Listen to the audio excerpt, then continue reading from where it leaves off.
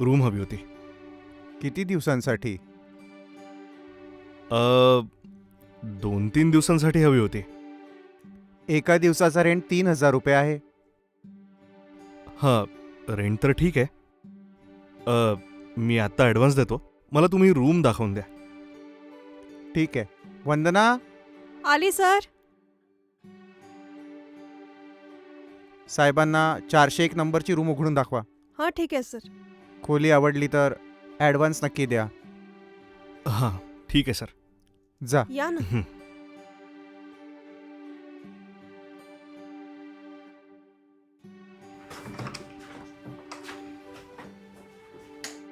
या ना सर. हं. हीच रूम आहे सर. ओके. गरम पाणी येतं का? हो येतं ना सर. आता विंटर सीझन आहे ना. 24 आवर्स हॉट वॉटर येतं सर. हां, ठीक आहे. सर तुम्हाला रूम आवडली आहे का? हां, ठीक आहे. पैसे देणार आहात का? हां, तुम्ही जा ना. मी येऊन देतो. ठीक आहे सर.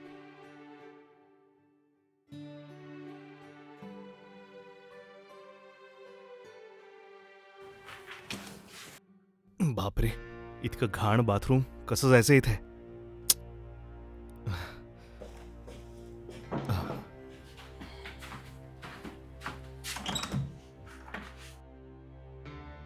सर वेलकम ड्रिंक हे घ्या ना.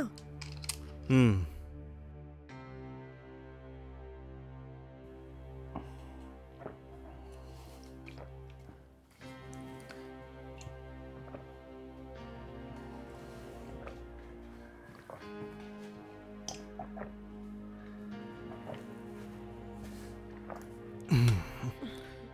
एक मिनिट थांबा. हं? तुमचं बाथरूम खूप घाण आहे. जरा स्वच्छ करा आधी. सर क्लीन करणारे बाजूच्या रूम मध्ये क्लीन करतायत सर. फक्त 10 मिनिटं थांबा सर. त्यांना पाठवते. ऐका, मला आत्ता बाथरूम यूज करायचं आहे. लवकर जा आणि साफ करा. सर तसं नाही सर. सर फक्त 10 अरे. मिनिटं वाट बघा ना. ते येऊन नक्कीच क्लीन करतील. बोलू नका. चला सर. या. अ, स्वतःच पहा ना किती घाण बाथरूम आहे. अ, जा लवकर साफ करा. सर मी अरे टाइमपास नका करू, साफ करा.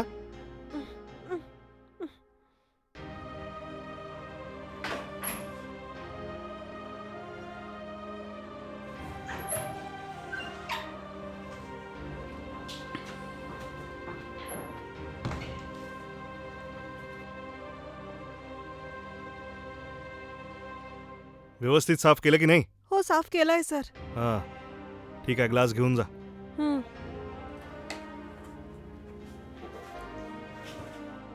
सर तो 401चा माणूस आहे ना खूप वाईट आहे सर. का? काय झालं? मला रेस्टरूम क्लीन करण्यासाठी मजबूर केलं सर. सगळं तर आपलंच काम आहे ना.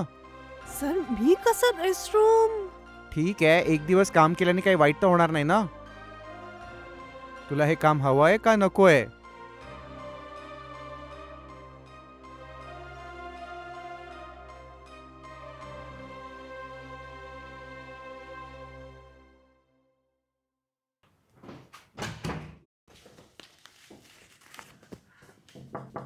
हां.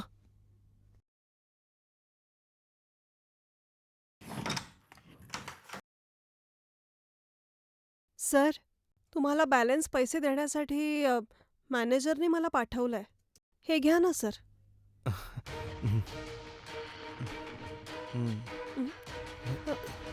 सर हे काय करताय तुम्ही? थोड्या वेळासाठी जर माझ्यासोबत ऍडजस्ट करशील ना, तुला जितका पैसा हवाय मी देईन. सर प्लीज हात काढा.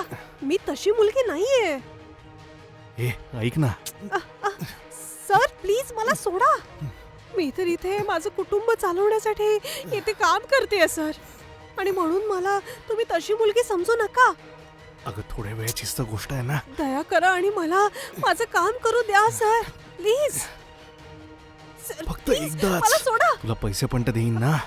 सर प्लीज मला जाऊ द्या. प्लीज. सर चांगल्याने सांगितलं तर ऐकलं नाही ना.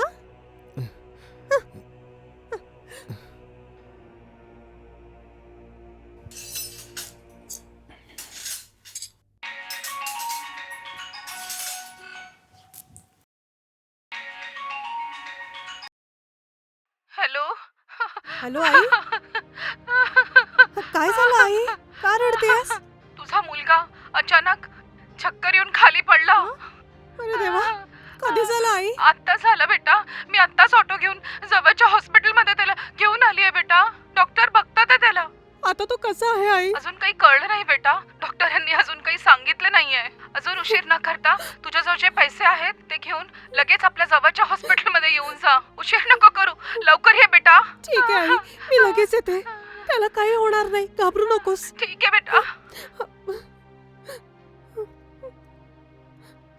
सर माझा मुलगा बेशुद्ध होऊन खाली पडलाय सर.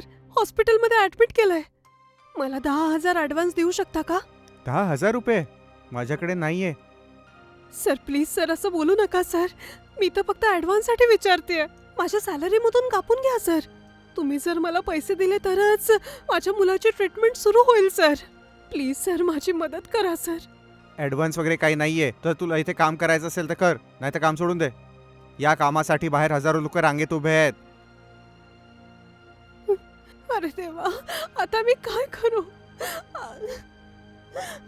प्लीज सर दया करा आणि माझी मदत मी सांगितलं ना करा, पैसे नाहीये. जा आपलं काम कर जा.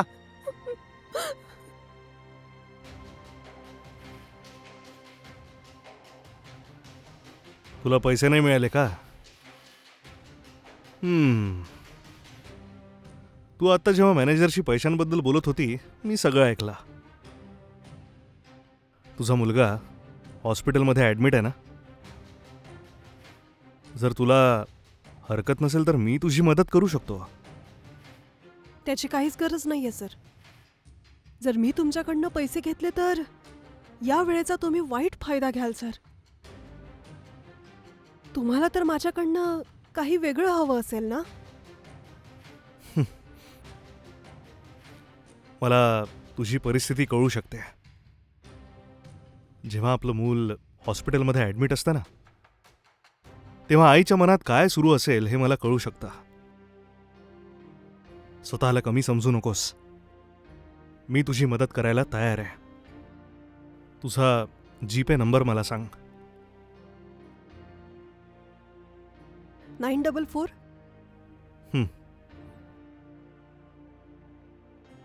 पैसे आले असतील चेक कर. हां आले sir. Thank you so much sir. नाही काहीच प्रॉब्लेम नाही. तू लवकर जा आणि आपल्या मुलाचा इलाज कर. हो ठीक आहे सर. तुम्ही आता जी मला मदत केली आहे मी कधीच विसरणार नाही सर. बस 2 दिवसात तुमचे सगळे पैसे परत करेन. काही हरकत नाही.